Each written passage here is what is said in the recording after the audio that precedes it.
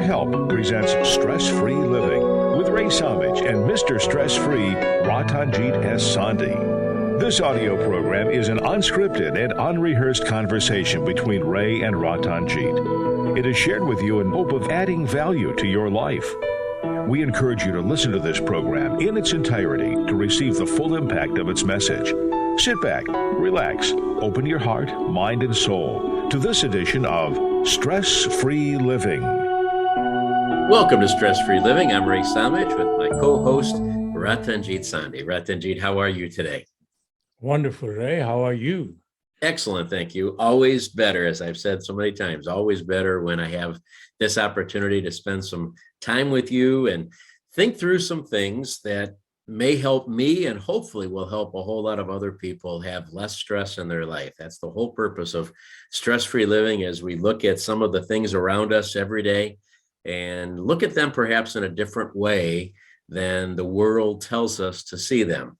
We are being bombarded every day by people spending trillions, literally trillions of dollars researching how to communicate with us in a way that gets us to do things the way they want us to do them, whether it's buying things or thinking things or voting for things or whatever it might be.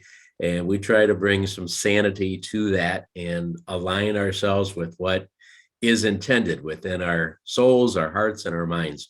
Ratanjit, you do that so well. We're so blessed to have you to talk with us every week.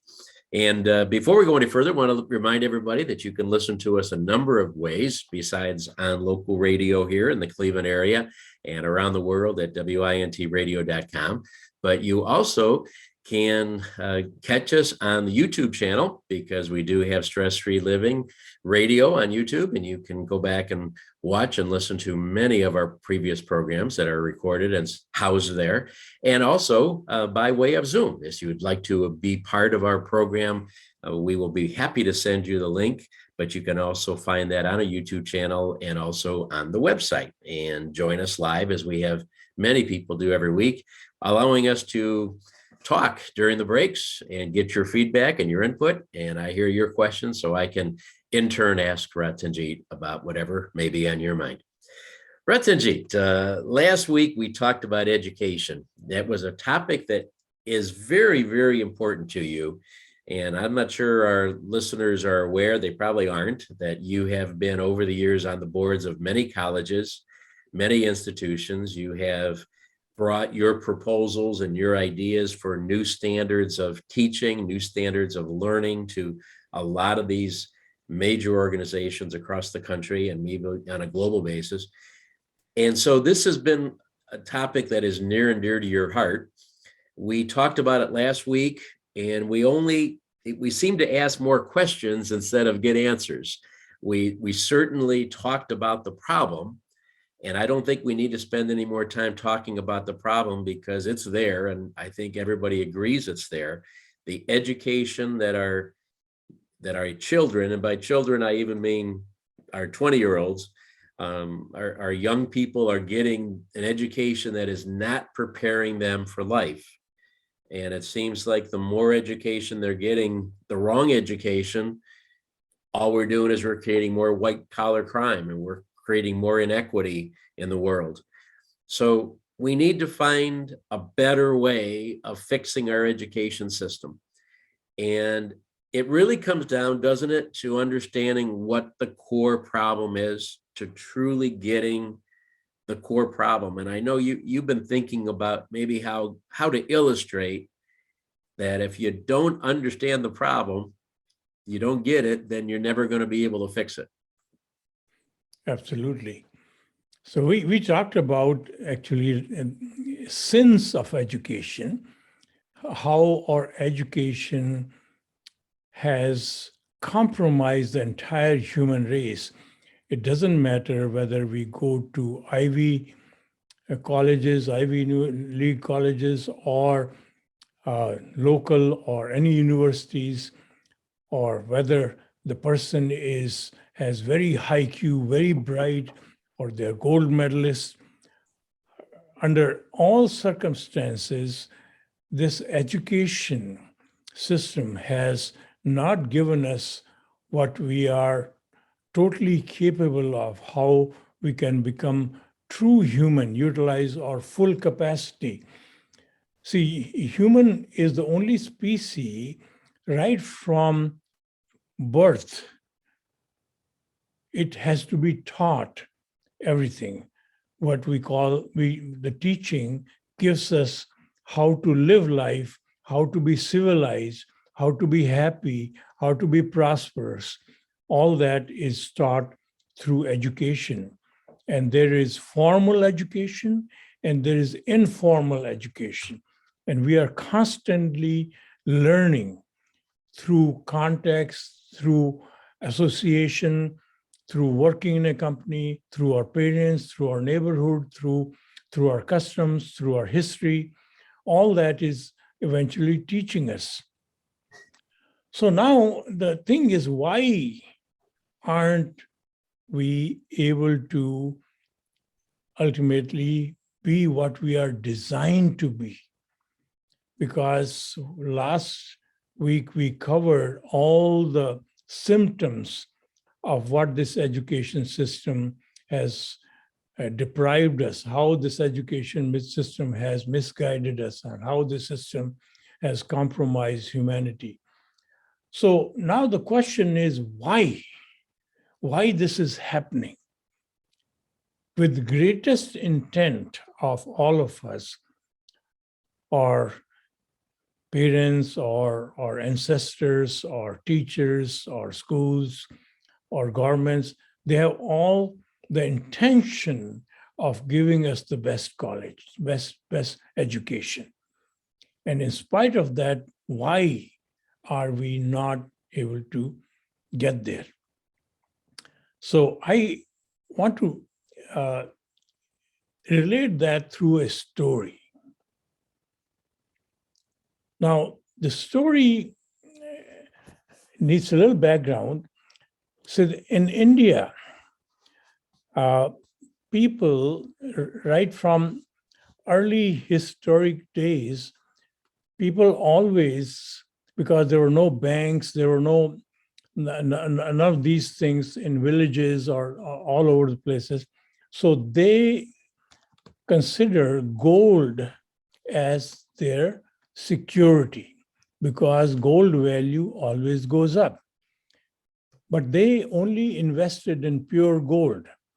But they didn't want to keep gold in a guinea form. They wanted to create something decorative. So they made jewelry out of pure gold, 22 karat gold. So the jewelry was always a major gift item when a child is born, when you graduate, or when you get, especially when you get married. So they would give their daughter jewelry. The richer you are, the bigger the jewelry she gets. But they're all pure gold. Mm-hmm. And so as and when the family in a difficult circumstances want some cash, they would liquidate that gold. And that gold, because it is pure, it retained and actually increased its value. So now, in my story, there was a goldsmith in a small village in the vicinity of Bombay, further away from Bombay. And this goldsmith was very honest. People relied, because when you buy this jewelry, the main criteria of retention of its value was the purity of gold.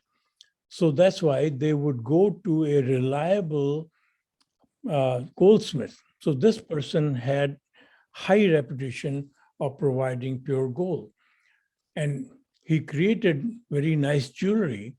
And but as the time goes, people started traveling and started bringing some very exotic designs and asked him to duplicate those designs or change.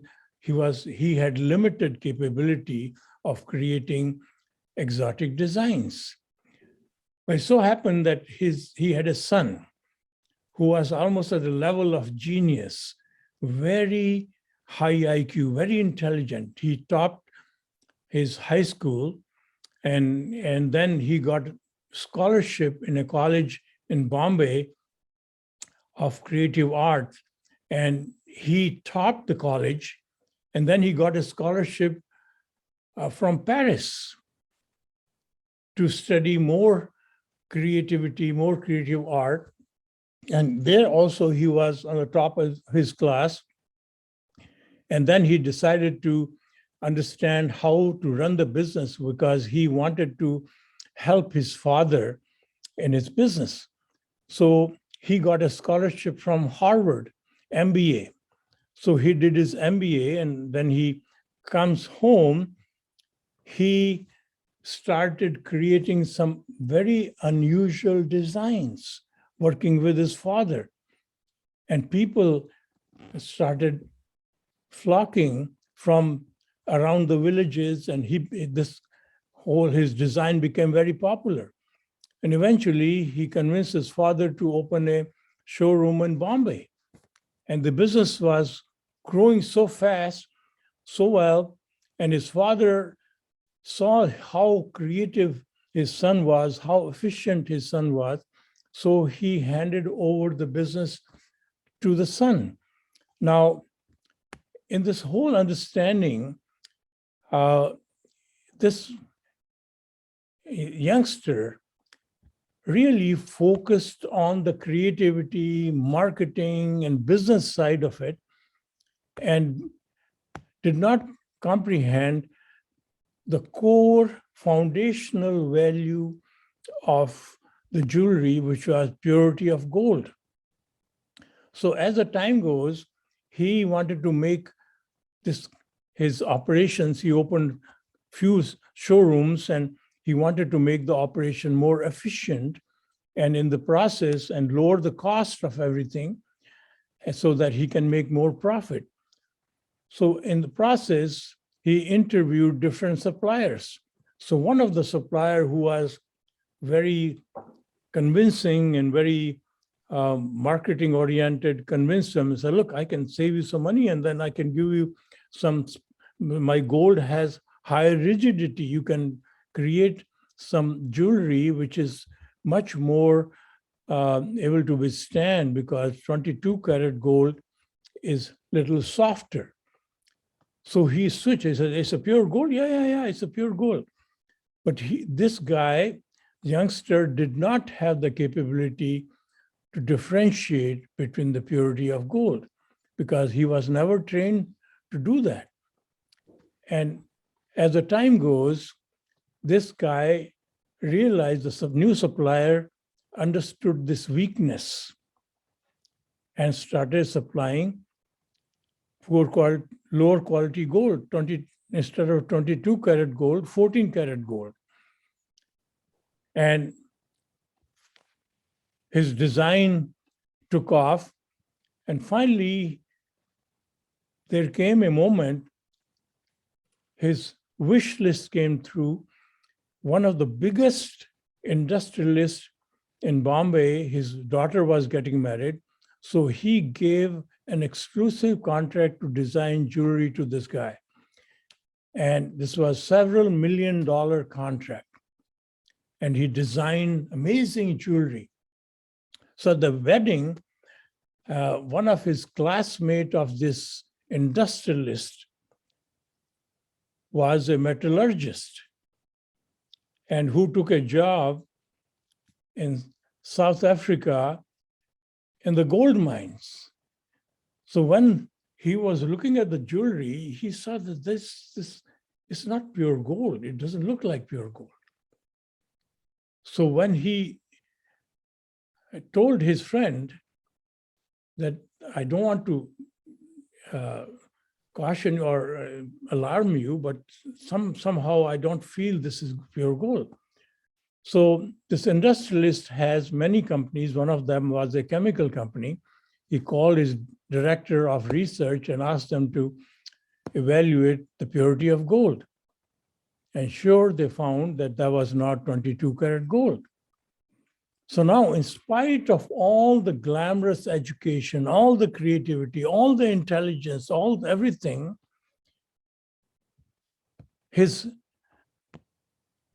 he ended up going to jail. He was indicted on fraud. So this is what has happened to our education. It's like building a multi-story building and bringing amazing creator, decorator, interior decorator, architect who design the glamorous apartments or on each floor of 30-story building, but compromised on the foundation.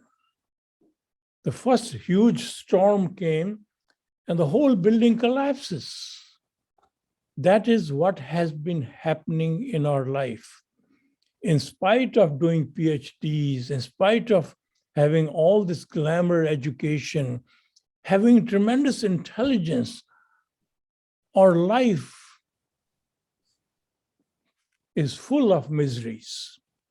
Our life is full of compromises. And at the end of this journey, we remain unfulfilled. Ray, you are quiet. Well, it's a long story with a lot of deep thought in there and a lot to think about afterwards. What both of those stories, the foundation of the building and the knowledge foundation of what pure is, what pure gold is, both of those, I know you brought those up to speak to the point of education, but really both of those could just speak to the point of understanding life itself. And as I kind of opened the show, I said that, we're in a world that's crazy, that everybody is feeding us all kinds of other ideas and knowledge. And there's always there's an intent, there's a goal of everybody else to make us a little crazy, to actually not see the world as it is, but to see the world as they want us to see it. And we have to realize that. And that's not coming through as a skeptical mind or as a paranoid mind. It is the reality that there's trillions of dollars being spent by people to try to tell us what to think and how to act. And so if we don't have that foundation, if we don't have that structural foundation of the building, or if we don't have the knowledge that is just so critical to have at the core, in the elaborate story with the goldsmith, the father knew at the core that he was so experienced that he could, in a moment, tell the difference between 22 karat and 18 karat and 14 karat and 10 karat, if they even have it in India. He could immediately, I'm sure, just by holding it in his hand, by the look, by the feel, he could tell that. And that was really, before you can do anything else with it, you have to know the purity of it. That core principle didn't get passed on to the son. And he was so flamboyant with all of his expertise in all of the other areas that he neglected that most critical point. Those are great analogies, great stories for us to comprehend what you're talking about here for education and for life.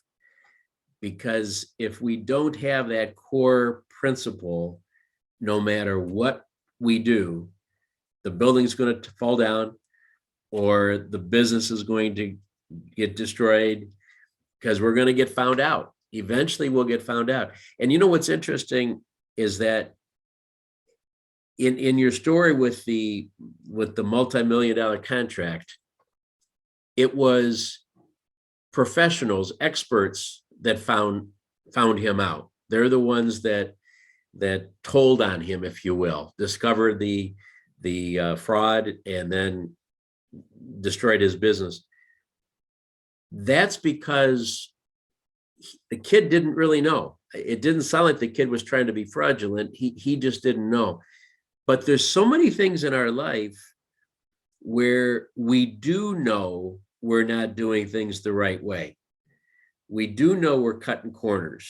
We do know that we're shaving things just a little bit to try to get it done more efficiently in our minds, or more cost effectively, or whatever.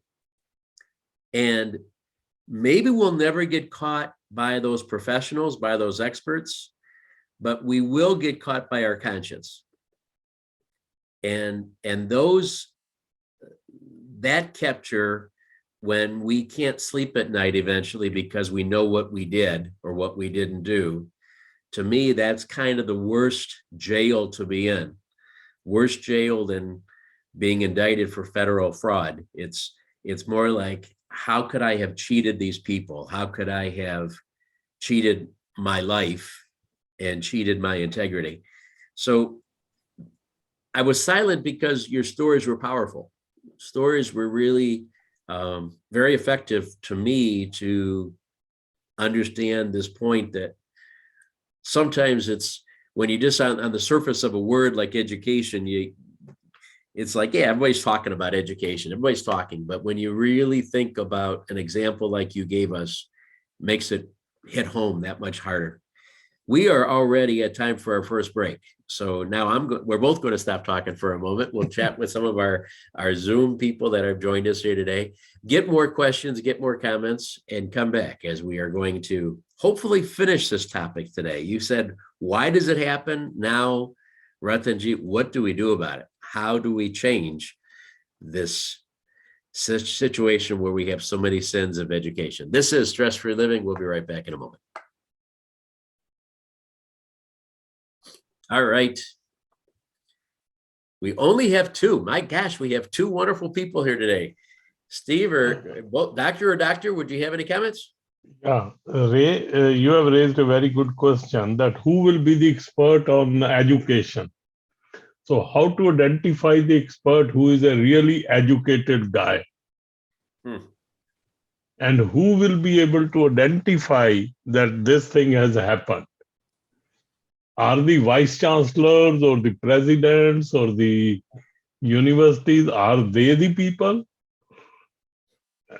Or who are the people? Who are the teachers responsible? Who is, or the basic education for the parents, or the religious leaders, or whatever you call them? Good questions. I will ask those. That's great. Okay, now my turn, Ray. Yes, please. Sure. So, it's interesting because most of what we're talking about when we learn our lessons, some of them are school, but most of them are how our parents taught them. My mom gave words to me, your parents gave words to you. And that really many times ultimately determines who we are. And that's really in terms of who we are, the crux of it is the education we got in our families. The other part, because I have 4 young grandkids, is the young teacher, the elementary school, the kindergarten teacher, where it really happens. We're talking in generalities is, do they teach them kindness? They teach them skills, or they teach them about Mesopotamia, which doesn't help anybody. So maybe the answer is the teachers are the most important people in the world, and they need to be remunerated, i.e. given a salary that's commensurate with the work they're doing. Not what we're doing, not what a manufacturer is doing, but the teacher.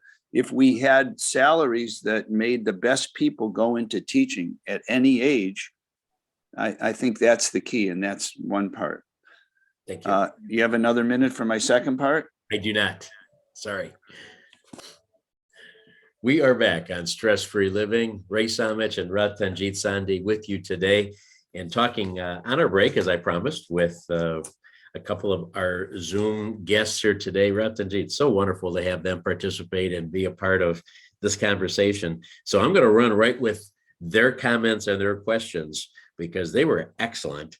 One of the thoughts would be, who do you think is going to ultimately be the reason why this changes? Is it going to be, can it be done by the administrations of these schools? I mean, are the administrators so warped in dollars right now and making money because their contracts are tied to making money. Their status is tied to the outwardly appearance.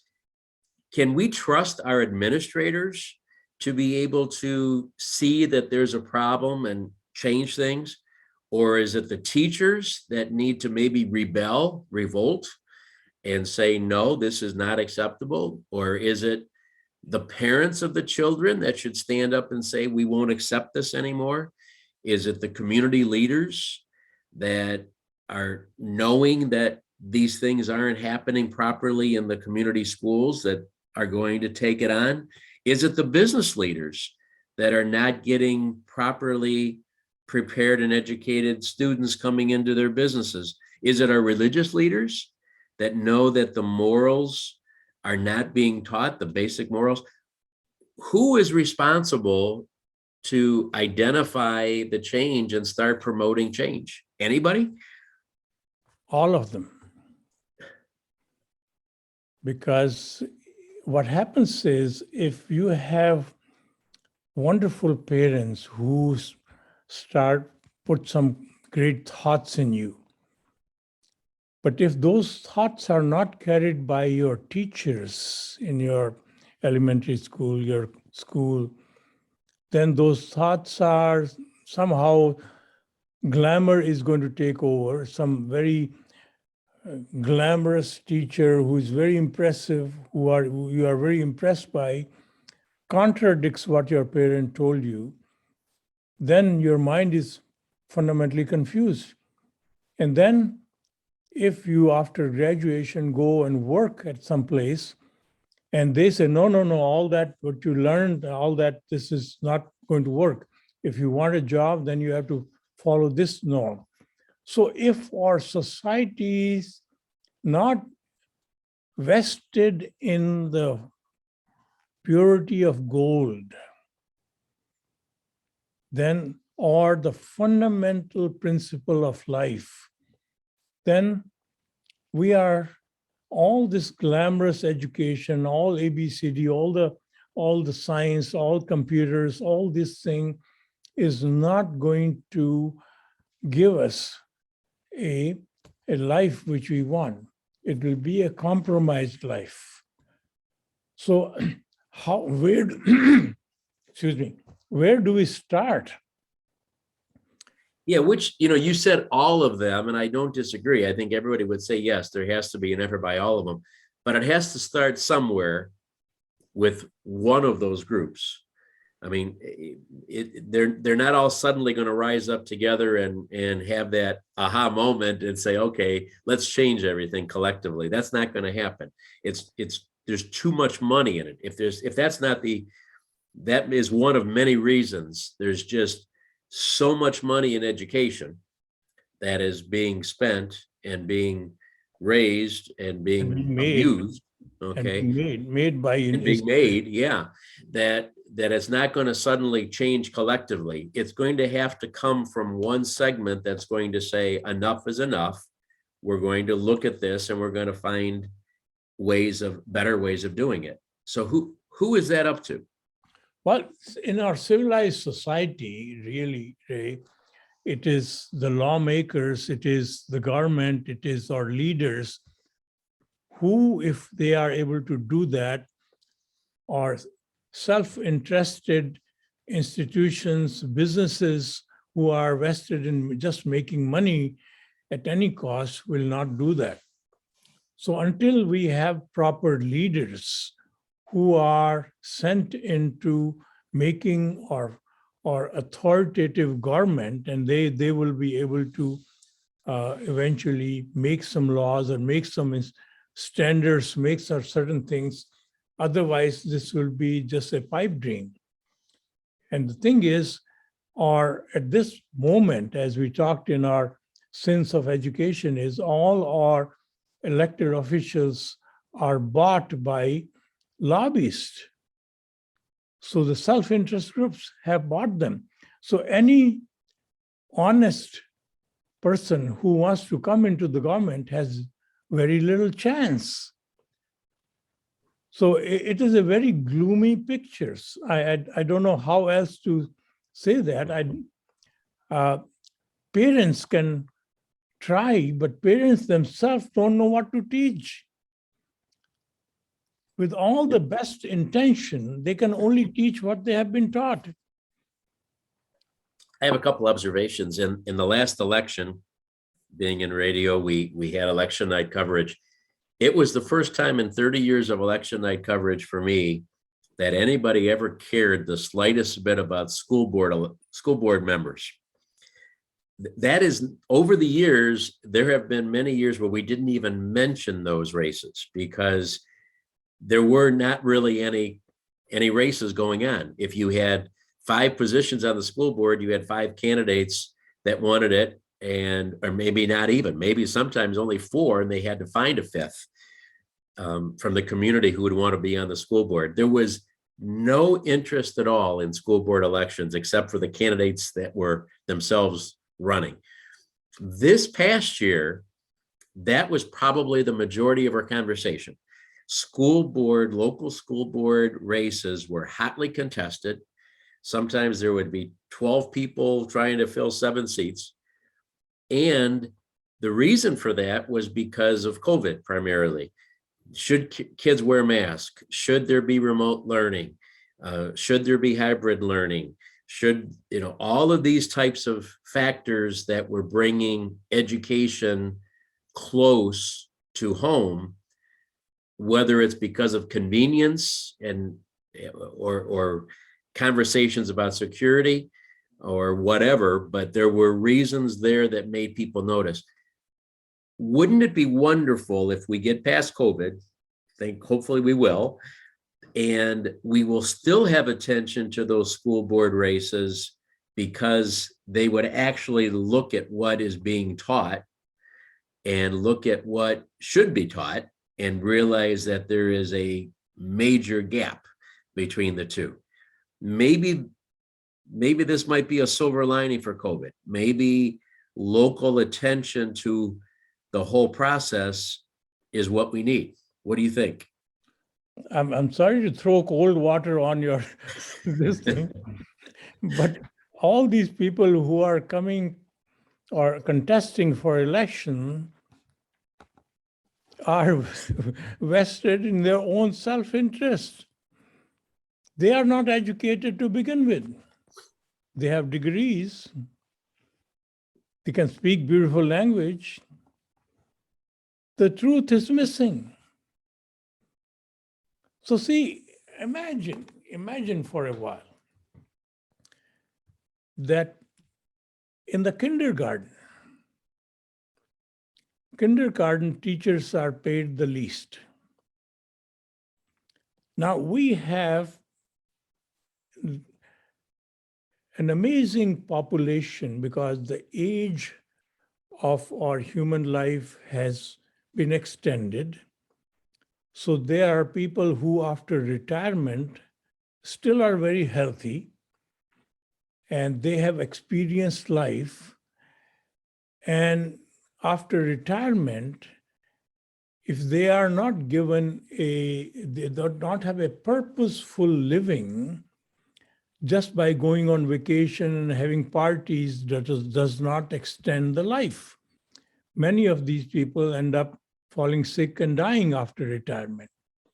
What if we engaged some of these people who have lifelong experience to play the role of role models as grandpas and grandmas and teaching our kindergartens as starting humanity and implanting the core wisdom of understanding what matters most and connecting them to their conscience, making them realize the true power lies within them, making them understand who they truly are. See, otherwise, we do not live a complete life. Now imagine if US wants to help Ukraine at this point. And if they provided the most highly developed aircraft, which we haven't even used yet. They come right out of the research lab, and they are so amazing that they can bypass, they cannot be detected, they can do many things. And they handed over that to Ukraine. Because the limited time, their training was very limited. But Ukraine pilots got this plane, but could not fully utilize them properly. And when the planes were shot, the US was surprised, how can these planes be shot? Then they realized that the true power of the plane was not available to the pilots. Similarly, my friend, all our education does not unveil the true power which resides within me. All the artificial things which are given to us are window decoration. And that's why my true contentment is not available, because there is inside of me realizes that I am not operating at the full capacity. As a consequence, in spite of our elegant, prestigious education, we only operate in mediocrity. Gosh, so many things to say. I want to talk about the stealth planes and everything, because that's a great story and understanding again. I want to go back just before that. It is What's higher, that? it's even higher than that. I know. Right. But I get the concept there. But I want to go back to the one thought you had about teachers, and I wanted to bring in the second comment from one of our wonderful Zoom guests, was regarding what we do pay our teachers and how we really don't value them for the critical role that they play in the process. Because parents today, it's a lot different today for parenting than it was in my generation and in the generations prior, because most of those mothers were at home. And there was a lot of involvement. Most of the families had two parents in the household. And so there was a lot of parenting going on in the home. And then they would hand them off for a few hours a day to the schools, and they were usually in sync. Today, there's not a lot of parenting going on in the homes, and this is not a blame or criticism of anything. It's just a reality. Most of the homes don't have two parents, and even if they do, most of the parents work. And so there's not a lot of parenting, not as much parenting as there used to be, which makes it almost turns it around. Now there's more teaching going on in the classroom than there probably is going on in the house. So with that transition, we should have placed more value on the teachers. We should have said, hey, we care more about what you're going to teach. You need to do a better job teaching it, and we will pay you more for all of this additional responsibility and all of this extra education you need to have so that you can properly educate our kids. That would seem to make sense, but we're not doing that. And your point, the least pay are the preschool and the kindergarten.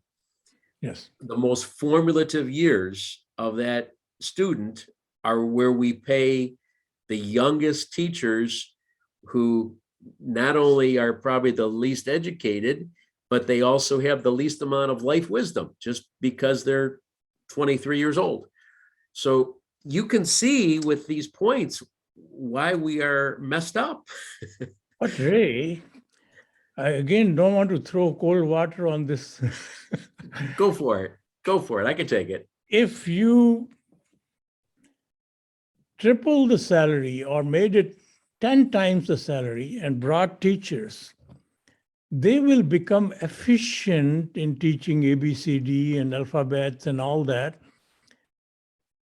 They'll produce better students, but they are not equipped to give them the truth. They are not able to expose the real power present in them because they don't know. That is the missing element. Okay. That It's is like, that's why it doesn't work.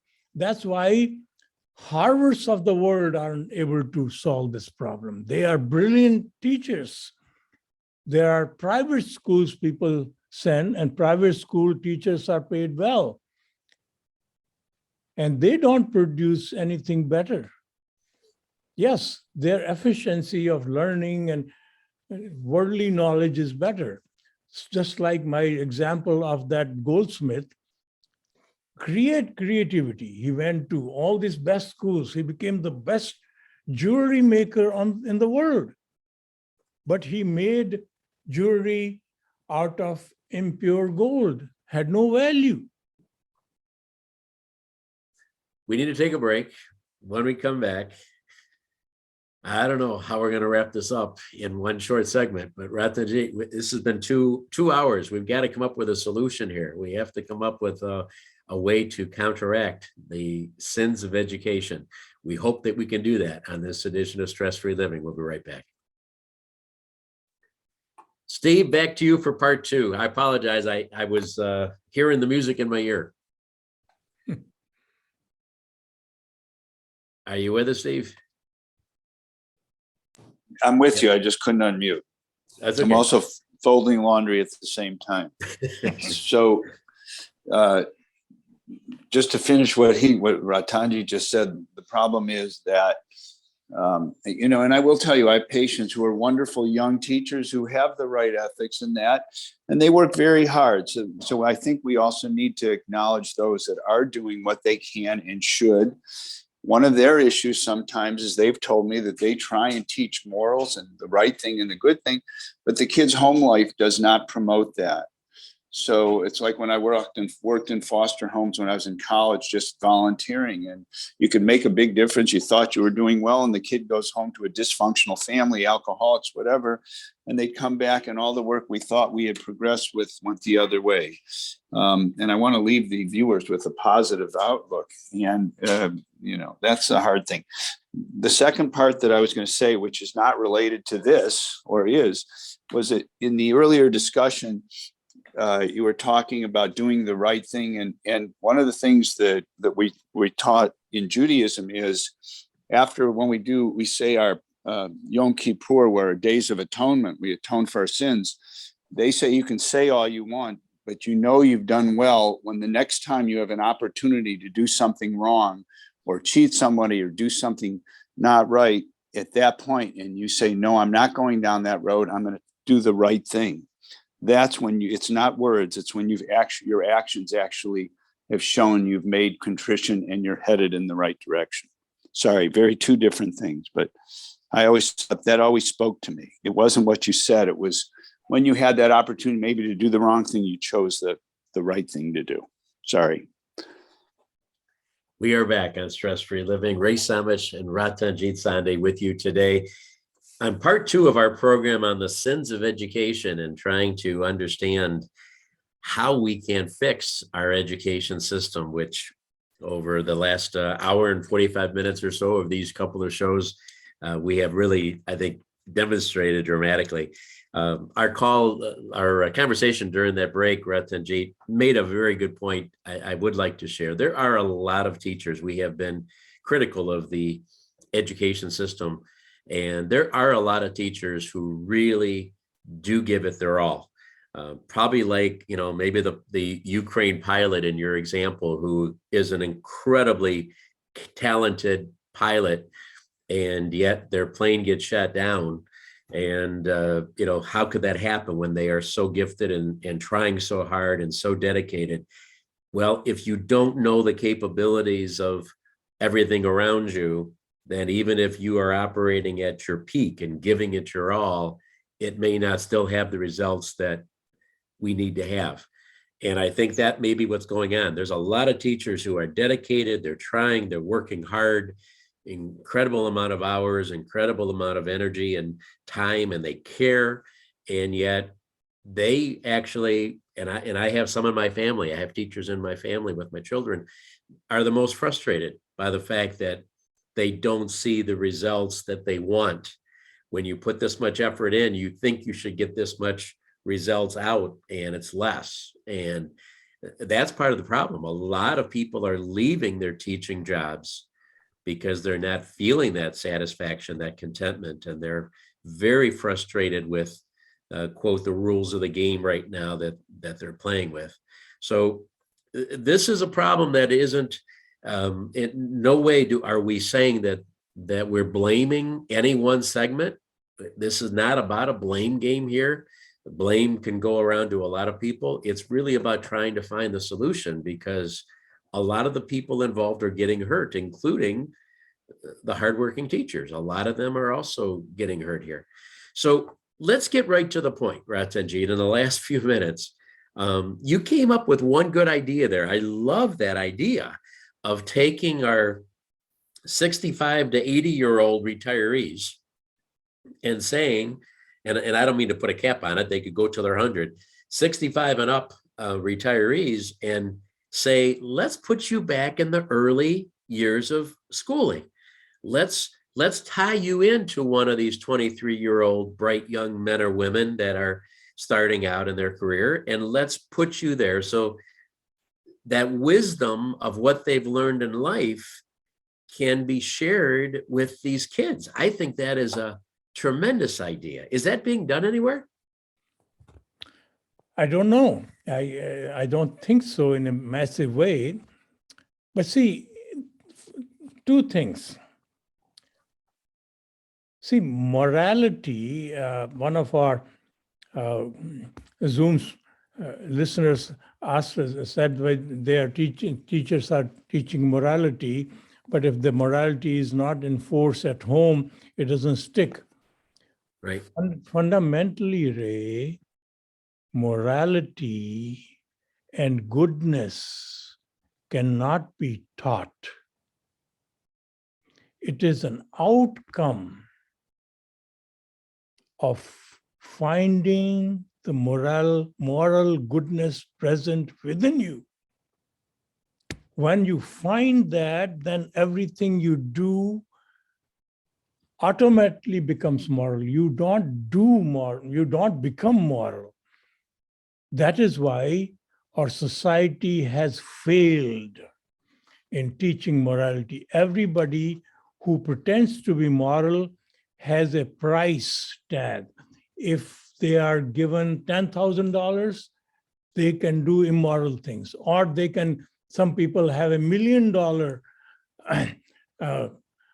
price on their trading their morality, but everyone will trade that morality because their morality is not them. Once they find the true moral present within them, then they don't have to practice morality. So ultimately, what is missing is the true knowledge of yourself.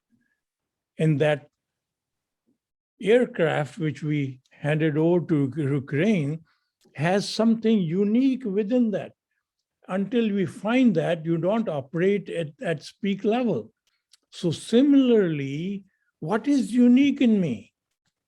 It's not my knowledge, it's not my shape, it's not my gender, it's not my race or color or age or anything.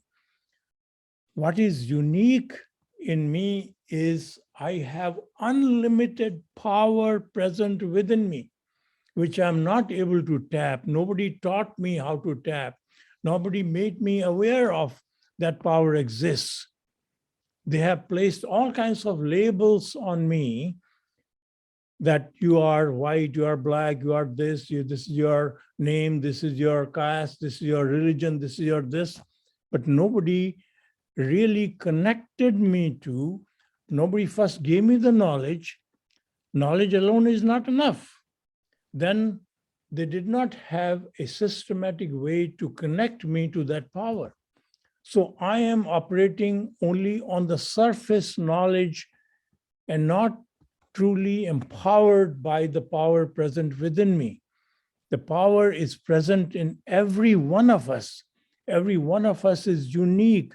Every one of us is capable of bringing that morality we talked about, the goodness we talk about, without even trying. It is all connecting to the power present within us.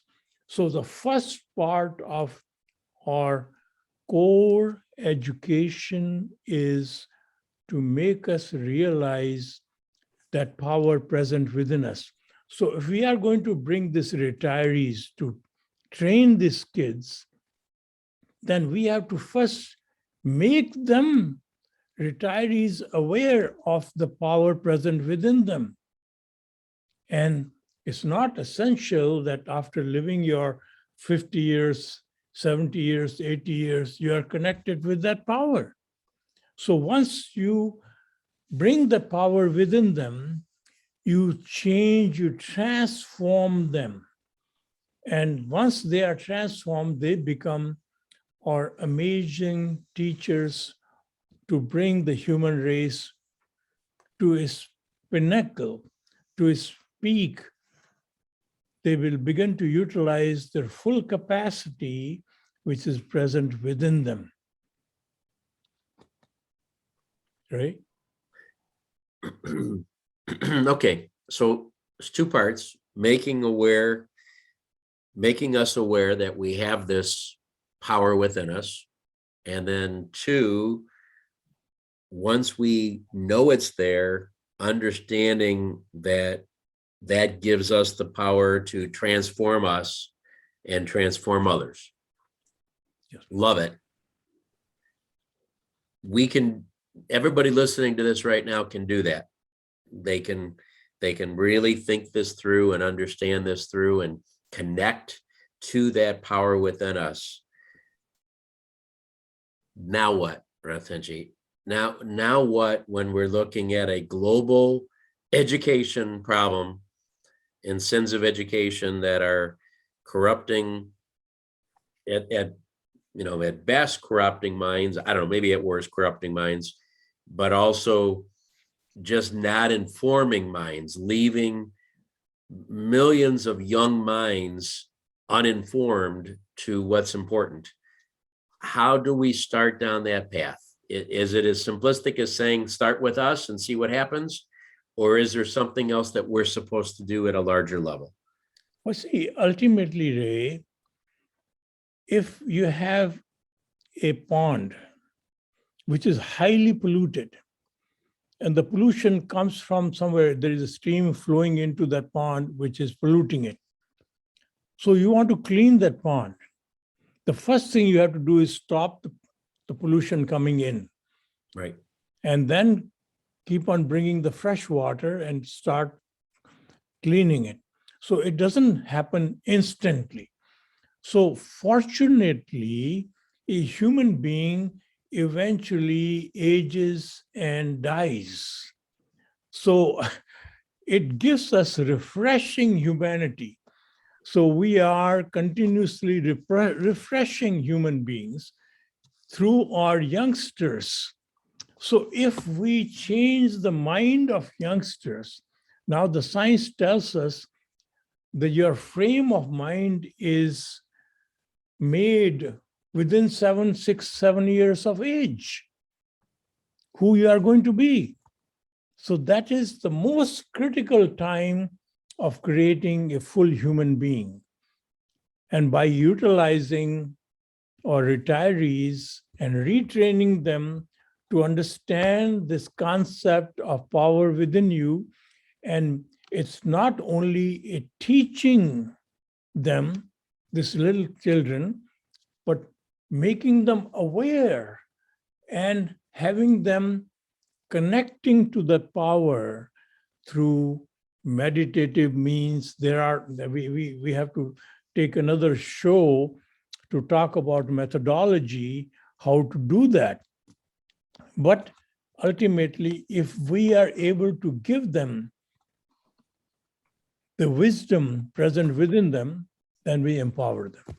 All right. We do have to go, Ratanjit. I know we've made some progress, not as much as we wanted, but we understand now more about the problem and more of the solution, and certainly reaching those youngsters under 7 is the core to start getting that pond unpolluted. Ratanjit, thank you for your time and your wisdom and your love. And for all of our callers and listeners and Zoom guests, we appreciate it. Remember, folks, we're all playing the same game. Have a great day.